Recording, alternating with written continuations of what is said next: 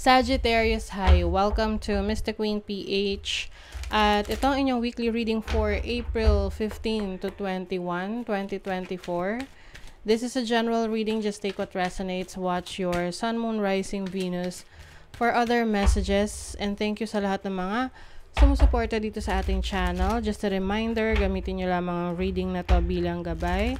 Pa-follow, like na rin ang ating Facebook at TikTok. Lahat po yan Mystic Queen PH. Like, share, subscribe, turn on post notifications para lagi kayong updated sa ating mga readings. And if you're interested in private readings, meron tayong link sa description at sa pinned comment kung paano makakapag-book. Okay, Sag. Let's see. Relaxation. Oh, yung ganda. Yung iba, kayo ay magbabakasyon, pupunta sa beach or sa ang place na kung saan peaceful, tahimik, makakapag-relax kayo. Yung iba naman, pwedeng sa bahay lang, gusto nyo lang munang magkaroon ng me time, yung iba magpapamanicure, pedicure, papamasahe, oo, magpapaspa, amethyst, meditation. So, yung iba sa inyo, Sag, this week is going to be more spiritual, more peaceful. I think yung iba sa inyo, you are getting yourself into meditation, yung mga activities na tahimik lang. Meditative, no? And pwedeng ini-incorporate nyo na yan sa inyong daily routine na everyday meron kayong certain ina-allocate na oras, let's say 10 minutes a day of meditation. That is to clear your head, 'di ba? Para you feel peaceful from the inside. You also have relationship healing. So may mga naghi-heal na connections, friendships, family connections, even romantic connections. Pwede naman kasi tayong mag-heal ng wala yung tao. Oo, syempre. It's your decision, no? It is a decision. Sabi nga, time heals all wounds.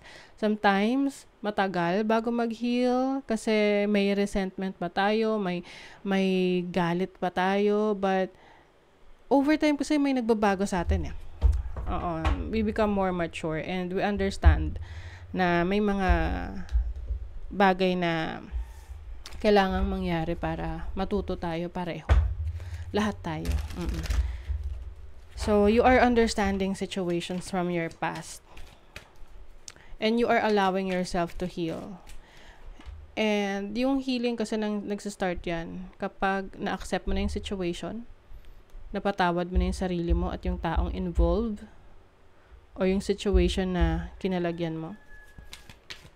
And then, you will heal. Let's see your overall energy. Oh, the sun. Ang liwanag ng energy ninyo. It's like you are energizing yourself. Ito yung tipong kung dati, parang,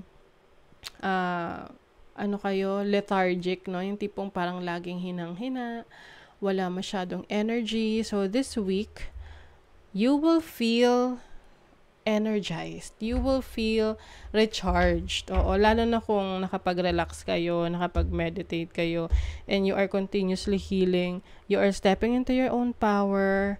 You're becoming more confident. And this is also clarity, no? Nagkakaroon ka ng kaliwanagan sa mga nangyari sa'yo sa past. And now you're ready to embrace a new chapter of your life. Okay? Let's say your challenge. The 9 of Wands. Okay? So, yung challenge sa inyo, maaring, ito yung yung patience, no? Maaring may mga pagkakataon na, mabilis uminit yung ulo mo. Kaya ka nagme-meditate, kaya ka nagre-relax. Kasi that is your way to balance and to control your emotions. Maaring yan yung dine-develop mo ngayon na mas maging patient, mas maging kalmado Let's see your opportunity. The Four of Wands. Oh, yung ganda. As an opportunity, this is stability. This is a celebration. So, meron kang opportunity na, I feel like, reuniting with someone na can be a family member, na finally naayos nyo na, na-sort nyo na yung issue, yung problema, and you have the opportunity to make things work. No? Let's say, nagka-problema kayo ng parents mo before, tapos you've healed from that, may nag-sorry na, may nag-usap na, ganon. So, this is someone who's very close sa'yo. You have the opportunity to be with them. So, parang may reunion, pwedeng kayo ay, yung sa family, mag-gather kayo together and spend quality time together na wala masyadong iniisip, focus lang sa enjoyment, no? And also spending time with each other. Yung iba naman, I see an opportunity of having your own house. So, kung gusto nyo, may bala kayong bumili ng sarili nyong bahay or makalipat ng bahay. So, may opportunity kayo this week. Meron ding promotion for some of you. Pwedeng hindi ikaw, pero isang member ng family na indirectly maaapektuhan ka. Let's say yung parents mo, merong promotion sa trabaho, kapatid mo, asawa mo, anak mo. So, celebratory yung energy na to. Your blessing is the Six of Pentacles. Wow. So, Six of Pentacles is balance. Bringing balance into your financial situation. So, kung may mga pagkakataon na mangangailangan ka, no, especially financially, matatanggap mo yung kailangan mo na yan. Merong tutulong. Oo. Or, kung di man tutulong, may darating na blessing. Let's say, mamumroblema ka dahil wala ka pang pambayad sa kuryente. Pero bago ka maputulan, may darating na pera. It's either dun sa mga dati mong koleksyon, or may magpapahiram sa'yo, or meron kang kikitain, no? Ganon. I also see you na helping others. So, pwedeng reversal din ang roles nito. Ikaw yung tutulong sa iba. You are going to be a blessing to others. So, pag ikaw yung naging blessing to others, ang balik niyan sa'yo, times 10. Diba?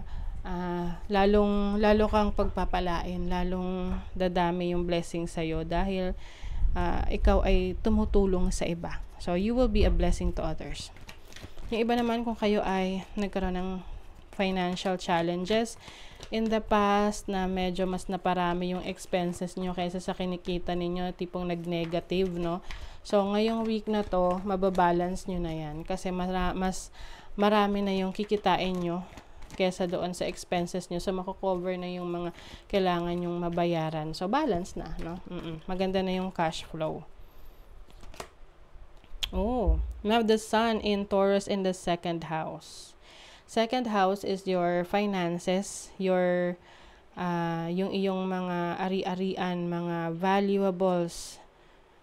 Oo, so I feel like you are going to acquire some properties, no? Like what I mentioned kanina, pwedeng meron ka mabibiling bahay or pwede rin kagamitan. Yung iba, mas mag-i-invest rin kayo sa inyong skills, sa inyong abilities. Pwedeng may mag-aaral, may pag-aaralan kayong bagong skills, kaalaman, no, na makakatulong sa pagpapalago ng inyong kaperahan. Someone is thinking about you. Pwedeng meron ditong gustong mag-reach out sa'yo, makipag-usap sa'yo. Some of you, pwede itong romantic connection, no? If you are in a long-distance relationship, this person is missing you so bad. O, diba? Parang pinagpapantasyan ka ng person na to. Lalo na kung wala kayong ngayong time to be together. Oo. So, iniisip ka niya. Gusto ka niya na makasama. Sa iyo namang money, career, finances, sa may divination, ay sabi dito, you are called to tap into your intuition, to your instinct. Kung meron kang mga plans, pakiramdaman mo kung yan talaga yung sinasabi ng iyong higher self. Some of you are very talented when it comes to your creativity. So, pwedeng magaling kayo mag-paint, nasa arts, okay? So, yan yung inyong i-explore. And then, for your love life, may game over. Some of you are ending a connection, a situation with someone. Pwedeng hindi nyo muna ipapaalam itong ending, or yung iba naman, pwedeng meron kang nalaman na katotohanan sa person na to. That's why you are ending a connection sa taong to. Okay? So, that is your reading, Sagittarius. Thank you so much. Bye!